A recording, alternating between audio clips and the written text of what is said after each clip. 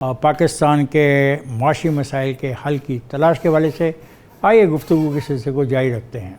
जी सलमान शाह साहब, आपने 8D पेश कर दी और खालिद हुसैन कहता है कि मुझे पानी नहीं मिलता 700 फुट नीचे।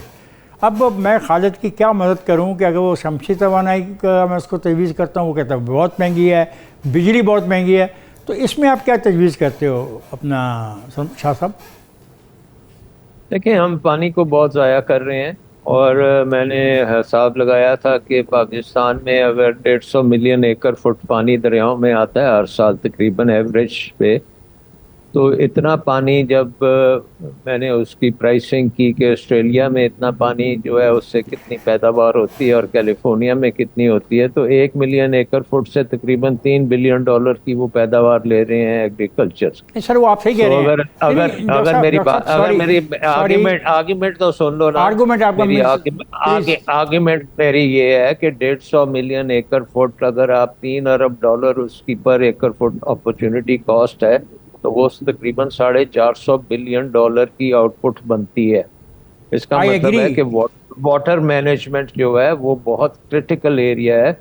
अगर आप वाटर को सही तरीके से इस्तेमाल करें और ये फ्लडिंग का जो सिस्टम हमने बनाया हुआ है इसको ख़त्म करें, तो बलूचिस्तान के लिए भी पानी आ सकता है और मियाँ वाली के लिए भी पानी गुड, आ सकता गुड है। इनफ, आप गुड, फिर ये गुड, ये ये डैम भी बनाने पड़ेंगे ना। गुड। काला बाग को ठीक आप है, क्यों मैं नहीं समझ गया, बनाते मैं बात पीला? आपकी समझ गया कि वाटर की प्रॉपर मैनेजमेंट अगर हम करें तो बलूचिस्तान और मियाँ वाली जैसे इलाकों में हम पानी हासिल कर सकते हैं, पानी आ सकता है।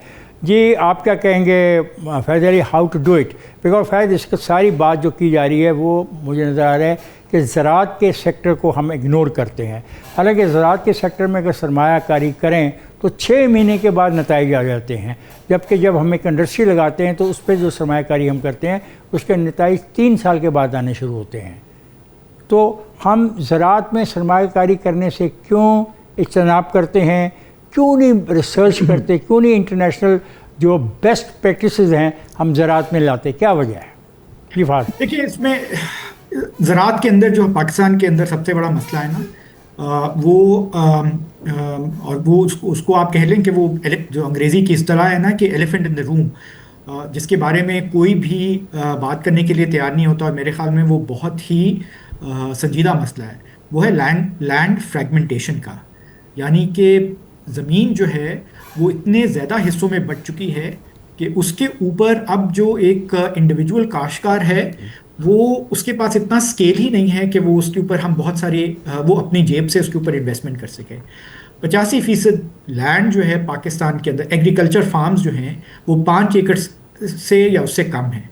अब 85%, और आपके पास ये जो अभी लेटेस्ट एग्रीकल्चर सर्वे आया है इसमें बताते हैं कि टोटल कोई 12 मिलियन फार्म्स हैं। ठीक है, तो अब 12 मिलियन का 85% बनता है तकरीबन 10 सवा 10 मिलियन फार्म्स। ये 10 सवा 10 मिलियन फार्म्स जो हैं वो 5 एकड़ या इससे कम हैं, तो इसके ऊपर जो है वो सिर्फ अपनी गुजर बसर करने के लिए काश्तकारी हो सकती है। फाहद एक सेकंड, फाहद एक सेकंड रुकिएगा। अगर ये अपनी भी गुजर औकात न करें और अपनी ज़िंदगी को गुजारने के लिए यहाँ पे काश न करें, तो फिर आप तसव्वुर कीजिएगा कि आपके साथ होता क्या है। बिल्कुल, इसको भी तो गौर कीजिए। और जहाँ तक फ्रेगमेंटेशन का तल्लुक रहा, उसमें हमारी विरासत का मसला भी है। जी जी, तो जी, जी, बिल्कुल। और तीसरी बात है कि क्या दुनिया में ये प्रैक्टिस नहीं चल रही कि छोटा जो रकबा है वो भी ज़रूरी पैदावार अच्छी दे सकता है अगर उसके पास अच्छा सीड हो, फर्टिलाइज़र अच्छा हो और उसको अपना पानी अच्छा मिलता हो? क्या आप इसे डिसएग्री करते हैं? देखिए, ये सिर्फ और सिर्फ अच्छा सीड और फर्टिलाइज़र और पानी के मसले से हल नहीं। उसमें एक बहुत इंपॉर्टेंट फैक्टर जो होता है वो मैकेनाइजेशन का होता है कि फार्म के अब किस साइज़ के फार्म के ऊपर आप ट्रैक्टर चला सकते हैं, आप थ्रेशर चला सकते हैं, आप और मशीनें चला सकते हैं। फिर किस फार्म के ऊपर कोऑपरेटिव कर सकते हैं। जी बिल्कुल। जहाँ तक थ्रेशर का तल्लुक है, महंगे थ्रेशर का या महंगे ट्रैक्टर का, तो चंद लोग इकट्ठे होकर किराए, अभी भी हम किराए पे थ्रेशर देते हैं और किराए पे हल लेते हैं। ये तो कोई इशू नहीं है। जी, ये एग्रीकल्चर कोऑपरेटिव बनाना जो है ये बहुत ज़रूरी है ना, कि ये जो इतना फ्रेगमेंटेड लैंड है इसको इकट्ठा किया जाए और इसको एक ऐसे फार्म लेवल के ऊपर लेकर जाया जाए जहाँ पे एक बड़े स्केल के ऊपर मशीनों का इस्तेमाल भी आपके लिए एक वायबल हो, आपके पास आपके फ़ायदे में हो, जिसमें जो फर्टिलाइज़र का इस्तेमाल है या पेस्टिसाइड का भी इस्तेमाल है वो भी आपके पास एक आपके लिए फ़ायदेमंद हो। तो ये इसकी तरफ तवज्जो देना बहुत ज़रूरी है। दूसरी बात ये कि देखिए पानी का मैनेजमेंट जो है ना वो हमारे पास दो बड़ी हमारी फसलें हैं, जिससे क्या कहते हैं, एक तो हमारी एक्सपोर्ट सेक्टर है वो राइस है, दूसरी हमारे पास रबी और खरीफ दो फसलें हैं, ये हमारी मेजर क्रॉप जो हैं। जो हमारी, एक मैं आपकी जिन दो फसलों के बारे में बात करना चाह रहा हूँ वो राइस है, और दूसरा आपके पास शुगर केन फार्मिंग है। ये दोनों जो हैं, ये गन्ने की जो काश्त है और चावल की जो काश्त है, ये दोनों वाटर इंटेंसिव हैं, ठीक है। तो जब आप एक आर्ग्यूमेंट ये हो सकता है कि जब आप अपना राइस एक्सपोर्ट करते हैं या आप गन्ने के बाद अपनी चीनी एक्सपोर्ट कर देते हैं, तो आप इनडायरेक्टली अपने मुल्क का पानी जो है वो बाहर एक्सपोर्ट कर रहे हैं। तो आपको वाटर मैनेजमेंट की, देखिए वाटर मैनेजमेंट हम सब सोचते हैं तो हम सबसे पहली बात सोचते हैं कि जी कालाबाग डैम बना दो। नहीं, मैं डैम की बात नहीं कर रहा।